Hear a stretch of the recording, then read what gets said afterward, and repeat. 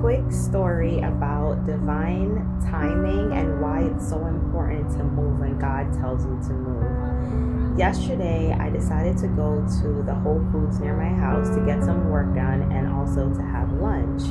And after working for a few hours, I just felt in my spirit to get up and move to the Starbucks. And I said, but I don't support Starbucks anymore. Why would I go there?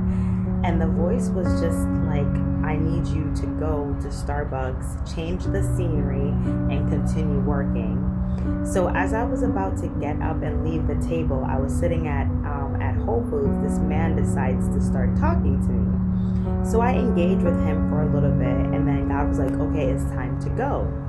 So I get up, I pack my things, and then I head to the Starbucks. I get to the Starbucks, and I'm looking for a seat, and the seat that was available, I didn't like that seat, but there was a man that was leaving, and that was a perfect seat for me. So I ended up going to the seat. I sat down, and not even a minute goes by before this man comes over to me, and he's like, my wife and I, we were just staring at you since you came in here. You are so beautiful. The presence of the Lord is all over you. And I was like, oh, okay, thank you. And we start talking, and he starts encouraging me, and he starts telling me some things.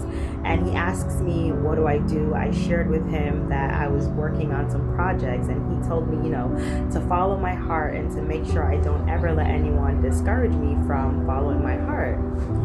He then wraps up the conversation and goes back to his wife, and I'm sitting there smiling like, okay, God, I see you. But then the plot thickens. He comes back over to me and he says, I want you to write a poem with these lines. I asked him for the lines, and he said it was worth the wait.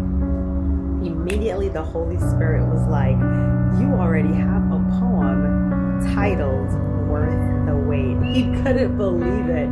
So I said to him, I actually already have a poem titled Worth the Wait. Would you like to read it? He goes, yes. And then said, or would you like me to read it to you? So he said for me to read it to him. I started reading him the poem, and he was like, don't make me cry.